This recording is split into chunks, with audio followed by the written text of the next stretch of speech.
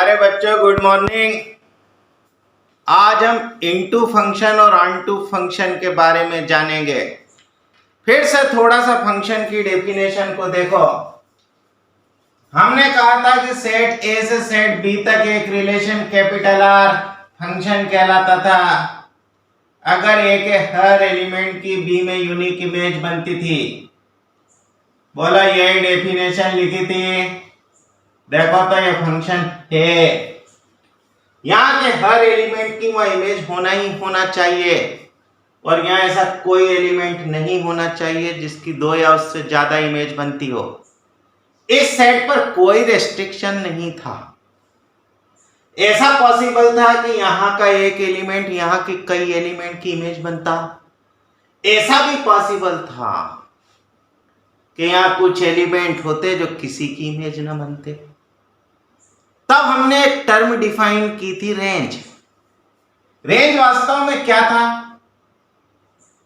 तो कोडोमेन के उन एलिमेंट्स का कलेक्शन था जो डोमेन के किसी न किसी एलिमेंट की इमेज बने हुए हों। अब दो पॉसिबिलिटी बनती है, या तो रेंज बी के बराबर ना हो, मतलब कोडोमेन के बराबर ना हो, या फिर रेंज कोडोमेन के इक्वल हो। देखना, पहली पॉसिबिलिटी तो यह कि रेंज कोडोमेन का प्रॉपर सबसेट हो। कहने का मतलब क्या कि कोडोमेन में कुछ एलिमेंट ऐसे हो जो डोमेन के किसी भी एलिमेंट की इमेज ना हो। हम बोलते हैं कि ऐसी मैपिंग इनटू मैपिंग है। दूसरी पॉसिबिलिटी यह थी कि रेंज ऑफ एफ कोडोमेन के बराबर हो, मतलब कोडोमेन में ऐसा कोई भी एलिमेंट ना हो जो डोमेन के किसी न किसी एलिमेंट की इमेज ना हो। ऐसी मैपिंग को हम ऑनटू मैपिंग या फिर सर्जेक्टिव मैपिंग बोलते हैं। माने अगर एक मैपिंग ऑनटू है तो रेंज डेफिनेटली कोडोमेन के बराबर है। अगर एक मैपिंग इनटू है तो रेंज कभी कोडोमेन के बराबर नहीं है। तो लिखो तो ऑनटू फंक्शन और surjective function.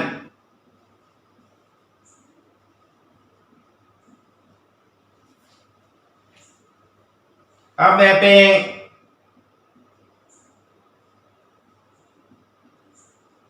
f such that a to b is called an onto mapping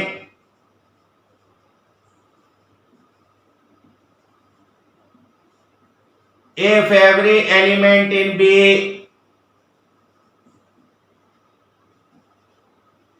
is the F image of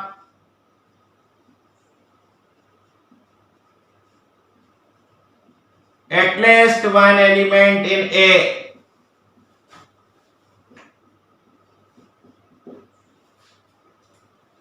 In this case, range of F is equal to B.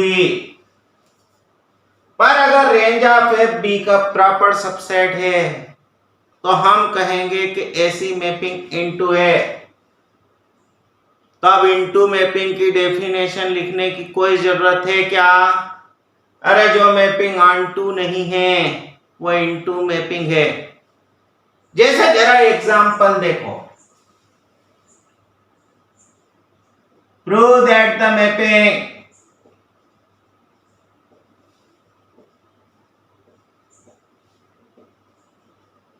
F such that n to n defined by fx is equal to x cube for all x belongs to n is 1 into। हमें prove करके बतानी है कि ये mapping 1 है पर onto नहीं है, इनटू है। देखना यहां, here f such that n to n is defined as follows.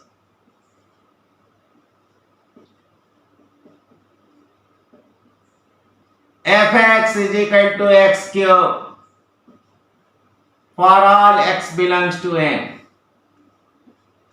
1 prove करने के लिए क्या करते थे? तो दो एलिमेंट्स की इमेज सेम मानना है, बताना है कि एलिमेंट भी सेम है. यह लो f is 1 1 for every x1 x2 belongs to n we have. क्या मान के चलेंगे कि fx1 is equal to fx2 है. इसका मतलब ऐसा लिख सकते हैं कि x1 का cube is equal to x2 का क्यूब है बाय 1.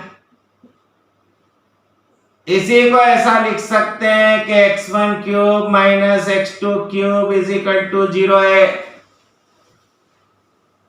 जरा आइडेंटिटी लगा दो तो x1 माइनस x2, x1 का square plus x1 x2 plus x2 का स्क्वायर इज इक्वल टू 0 है. देखो जरा, यह क्वांटिटी कभी 0 नहीं है क्योंकि x1 और x2 n में थे. तो लिख दें ऐसा, सामने लिखा ना कि नॉट इक्वल टू 0. क्यों? क्योंकि x1 और x2 दोनों पॉजिटिव हैं. यहां से लिख सकते हो कि x1 is equal to x2. देखो दो एलिमेंट की इमेज सेम मानी, आंसर आया कि एलिमेंट भी सेम है. बोलो, लिख सकते हो कि ये मैपिंग 1 1 है.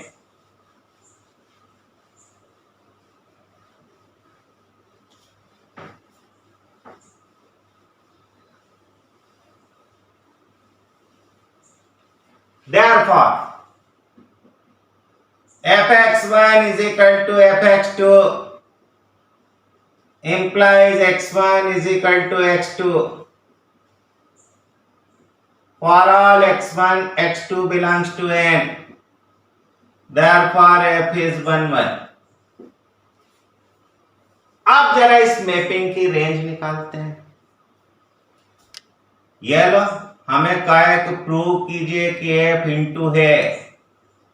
अभी बता देते हैं. We have range of f मतलब क्या? कोडोमेन के वो सारे एलिमेंट जो डोमेन के कम से कम एक एलिमेंट की इमेज हैं. इसी को हम यूं लिख सकते हैं कि x cube such that x belongs to n. देखना, n में 1 2 3 थे. पहले 1 रखा, फिर 2 रखा, फिर 3 रखा. जरा देखो तो 1 8 27. क्या रेंज कोडोमेन के इक्वल है या कोडोमेन भी कैपिटल N है? Since Rf is a proper subset of N, therefore f is into. कर पाओगे ऐसा क्वेश्चन? जरा दूसरा क्वेश्चन देखो. Let a is equal to r minus 3 and b is equal to r minus 1. Prove that f such that a to be defined by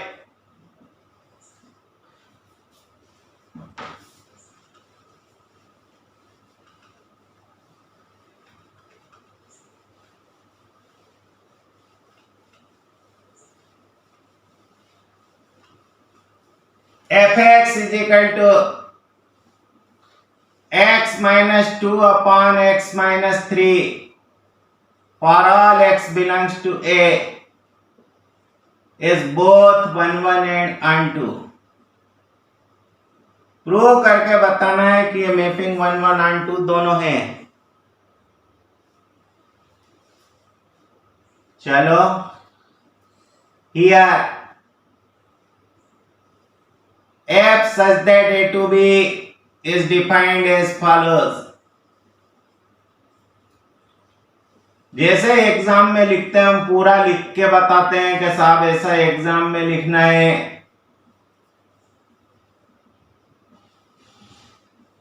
हाँ, अब पहला point क्या प्रूव करेंगे कि f11 है। 11 प्रूव करने के लिए फिर से दो एलिमेंट्स की इमेज सेम मानो, आंसर ला दो कि एलिमेंट सेम है। तो f is 11 for all x1 x2 belongs to a we have, यह लिख दिया कि fx1 is equal to fx2। fx की डेफिनेशन देखो तो fx1 की वैल्यू लिख सकते हैं x1 minus 2 upon x1 minus 3, fx2 x2 minus 2 upon x2 minus 3 by 1। चलो जरा क्रॉस मल्टीप्लाई कर दो तो x1 minus 2 x2 minus 3 is equal to x1 minus 3 x2 minus 2। यह लो x1 x2 minus 3x1 minus 2x2 plus 6 is equal to x1 x2 minus 2x1 minus 3x2 plus 6। ये से ये कैंसल, 6 से 6 cancel, इसको यहाँ ले जाओ तो x1, इसको यहाँ ले आओ तो x2, बोलो x1 is equal to x2 बन गया। Therefore fx1 is equal to fx2 imply x1 is equal to x2 for all x1 x2 belongs to a, therefore f is 1 1। चलो जरा ऑन टू देखें।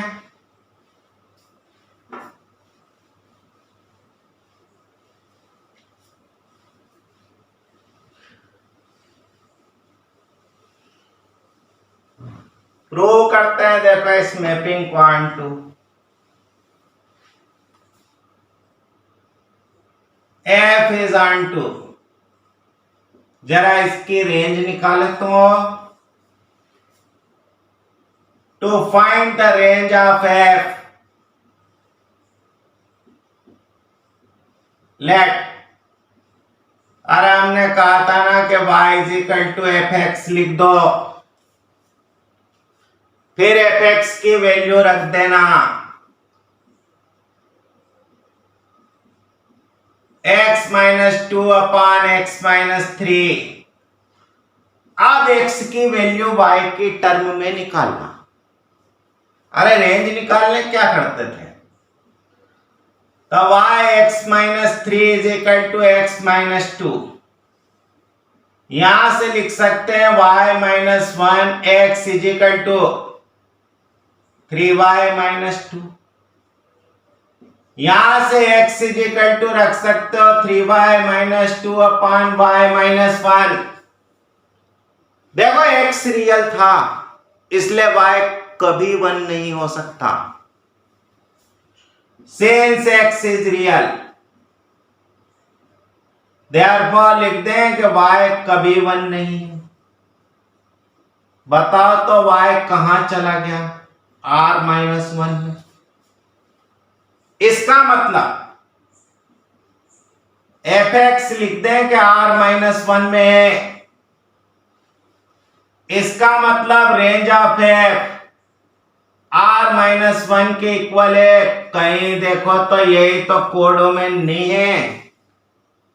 अरे यही हमारे पास तो कोडोमेन था। रेंज कोडोमेन के इक्वल है, बोल सकते हैं कि मैपिंग ऑन टू है। Therefore f is on 2। ऐसी मैपिंग जो 1 1 on 2 दोनों होती है बाइजेक्टिव मैपिंग कहलाती है। माने प्रूव करने आए कि ये मैपिंग बाइजेक्टिव है तो हमें ये प्रूव करके बताना है कि दिया गया फंक्शन 1 1 एंड ऑन टू है।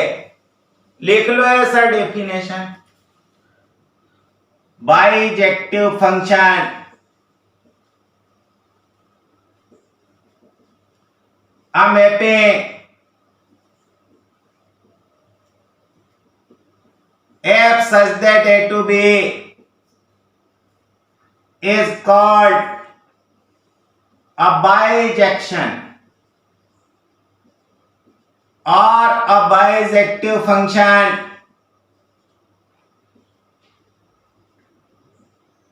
if it is both 1 1 and onto। ऐसे मैपिंग जो 1 1 onto दोनों है हम कहते हैं कि वो एक बाइजेक्शन है। जैसे देखो question, prove that the mapping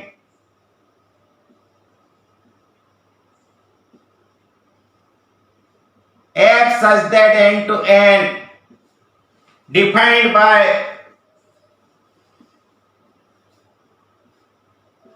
fx is equal to x plus 1 if x is odd,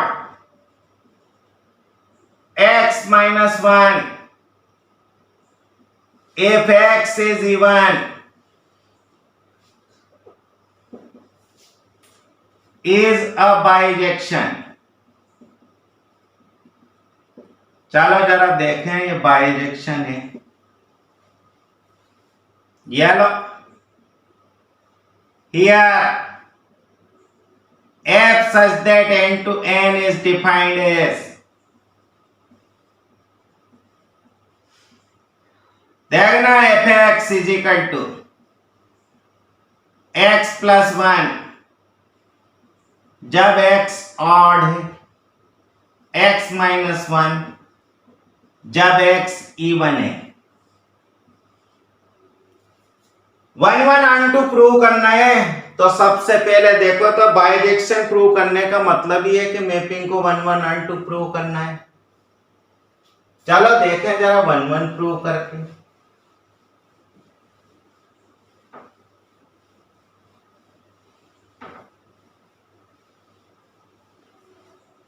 तो पॉइंट नंबर 1 लिखो, f is 1 1। Let x1, x2 belongs to n be arbitrary।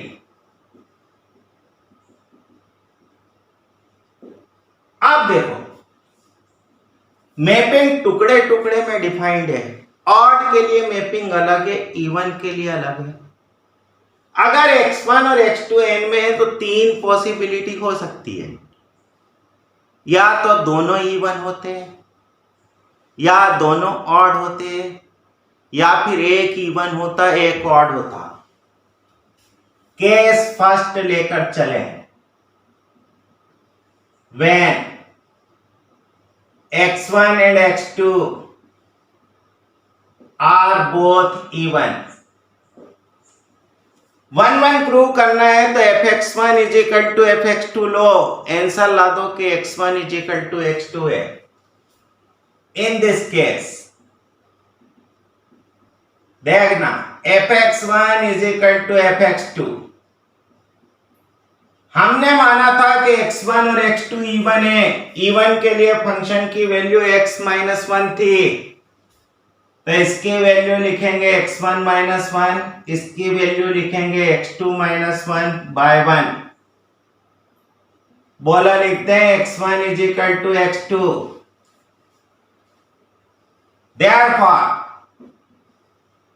fx1 is equal to fx2 का मतलब इस case में आया x1 is equal to x2।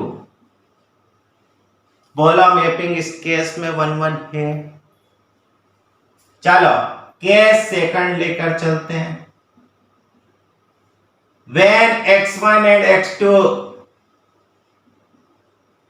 are both odd,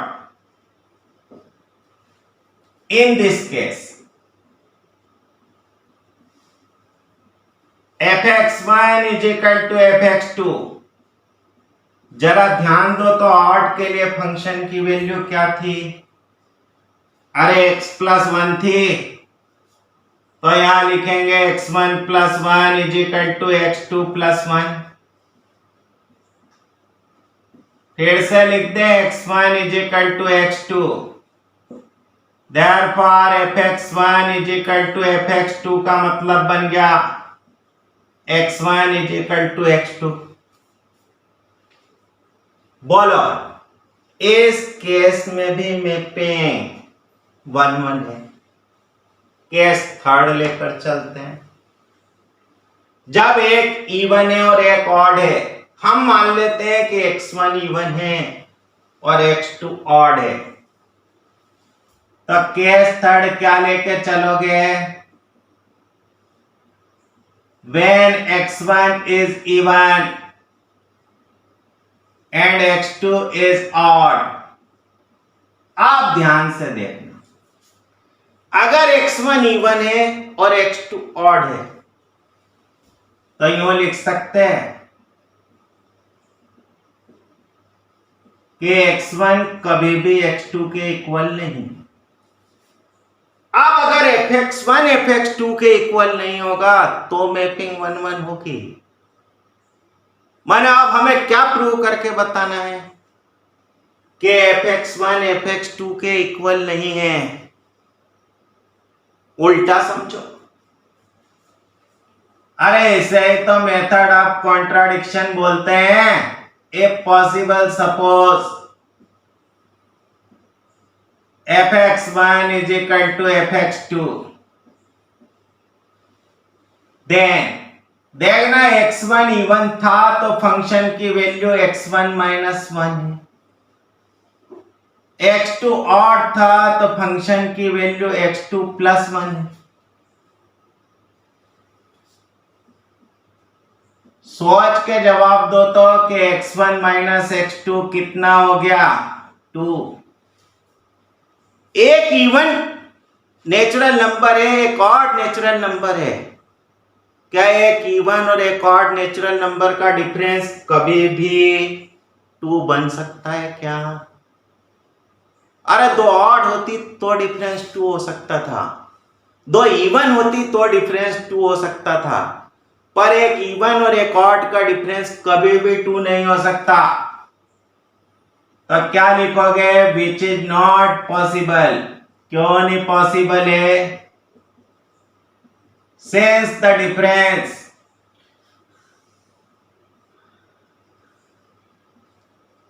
of an even natural number and an odd natural number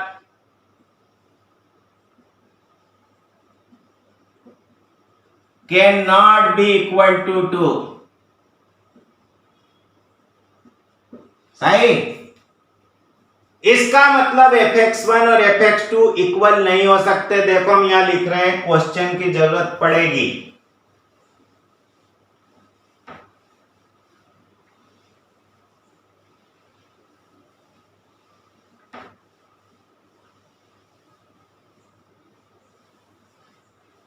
Therefore fx1 not equal to fx2।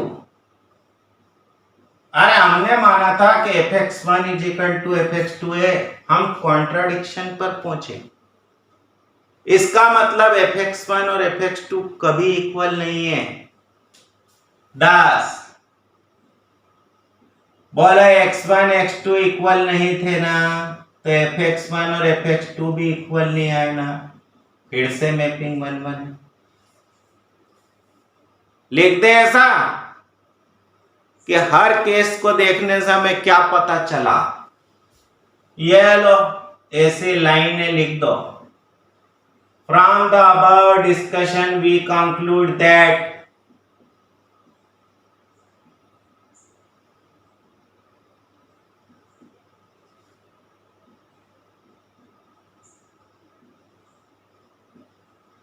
The given mapping f is 1 1। चलो जरा on to पे चले, F is on to. देखो ये discrete collection है, अरे N में 1 2 3 4 N में गैपिंग है, तो इसकी वैल्यू रख रख कर फंक्शन की वैल्यू निकाली जा सकती है। तो here are f is equal to f x such that x belongs to n. अगर हम n की जगह x की जगह 1 रखते, अरे n में 1 2 3 4 है, तो फंक्शन की वैल्यू 2 बनती। 2 रखते तो फंक्शन की वैल्यू यहां से निकलती 1। 3 रखते तो फंक्शन की वैल्यू यहां से निकलती 4 3। बोलो इस कलेक्शन को ऐसा नहीं लिख सकते 1 2 3 4, यह एक कोडोमेन है। Therefore लिख दे f is on to, thus f is a bijection। तो आप तो समझ गए होंगे कि 1 1 and 2 कैसे प्रूव करना है। देखो सारा खेल डोमेन रेंज का होता है। अगर हमें ये अच्छे से आते हैं तो हम आसानी से देख सकते हैं कि फंक्शन ऑन टू है कि नहीं। उम्मीद है ये वीडियो पसंद आया होगा। Have a nice day.